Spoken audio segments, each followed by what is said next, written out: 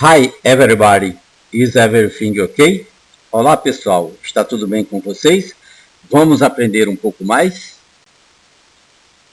Hoje nós vamos estudar o Simple Present Tense em suas diferentes formas, tratando dos sujeitos I, you, we e they.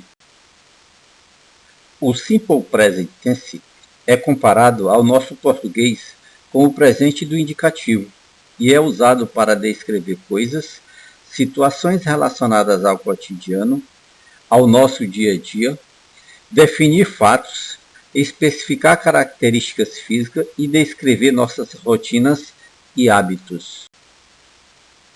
É importante observar a estrutura do Simple Present em inglês para em seguida focar nas regras estruturais ortográficas. Observamos aí que a estrutura é sujeito, mais verbo e mais complementos. E aí nós temos alguns exemplos abaixo que caracterizam essa estrutura, onde essas palavras que estão em destaque se referem ao nosso verbo no presente e o que vem anterior a ele são exatamente os nossos sujeitos do qual nós estamos falando. No momento, vamos falar apenas do Simple Present referente aos sujeitos I, you, we e they, como mostra o exemplo abaixo. No exemplo que apresentamos, vocês podem perceber que o verbo utilizado para exemplificar foi o verbo to prepare, que para empregarmos na frase, a única alteração que ocorreu foi a retirada da partícula to, que acontece com qualquer verbo que você venha a aplicar. Ou seja, o verbo nunca é utilizado na forma de infinitivo. Observe também que usamos o verbo para falar de todas as pessoas, exceto a terceira pessoa do singular, e sem alteração. Ou seja, utilizamos a mesma estrutura verbal para falar de todas as pessoas. Mas, quando estruturamos um texto ou uma frase, sentimos a necessidade das estruturas negativas, que são construídas da seguinte forma: sujeito, mas o verbo do, mas a partícula de negação not, mas o verbo principal e mais complemento. Observe os exemplos que seguem. Eu digo: I do not study here. They do not work in that factory. We do not dance pop music. You do not go the game on weekend. Ao traduzirmos as frases I do not study here, eu não estudo aqui. They do not work in that factory. Eles não trabalham naquela fábrica. We don't not dance pop music. Eles não dançam música pop.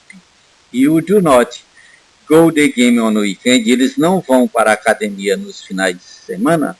Podemos perceber que somente o verbo de ação, no caso study, estudar, work, trabalhar, dance, dançar, e o verbo ir são mencionados ou traduzidos.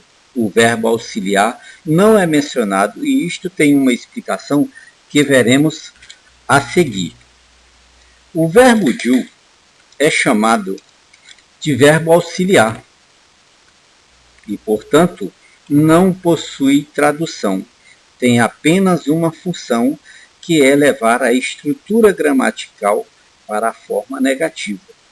Observamos também que o verbo auxiliar sempre se posiciona após o sujeito da frase. Queremos enfatizar que o Simple Present na forma negativa possui algumas características que não podemos esquecer, no qual citaremos mais uma vez. O verbo auxiliar do está sempre presente nas nossas frases. O verbo auxiliar não tem tradução. O verbo auxiliar virá sempre após o sujeito. O verbo auxiliar do é usado para falar de todas as pessoas, exceto a terceira pessoa do singular. E que a expressão do not e don't tem o mesmo significado, o mesmo sentido. Assim como acontece na forma negativa, a forma interrogativa se faz necessário quando estruturamos uma atividade. Podemos observar que o verbo auxiliar ju também é uma constante e se posiciona diferente da forma negativa, pois o mesmo investe a sua posição e se apresenta sempre antes dos nossos sujeitos. Como podemos observar aqui, o sujeito é I, you, o I, you e they, e este sempre vem antecedendo ao nosso sujeito. Observe também que o verbo principal que foi aplicado nesta construção foi o verbo to watch, o verbo assistir, e que foi o mesmo empregado para todas as pessoas sem nenhuma alteração. Ou seja, nenhum verbo se altera, sendo ele na forma negativa, sendo ele na forma afirmativa, sendo ele na forma interrogativa, se eu estiver falando dos sujeitos I, you, o I e they. Como já falamos anteriormente, o Simple Present Tense trata da nossa rotina, do nosso dia a dia, sendo comum o uso dos advérbios para indicar a frequência com que estas ações elas acontecem. Como, por exemplo, teremos os advérbios never, que significa nunca, always, sempre, e usually, geralmente, e sometime, às vezes. Estes advérbios, para inserirmos nas nossas frases, eles têm uma posição específica em relação ao verbo, como veremos. Se nós estivermos utilizando o verbo be, ele virá sempre após o verbo be. Se nós estivermos utilizando um outro verbo, chamado de verbo principal, este virá sempre antes deste verbo principal.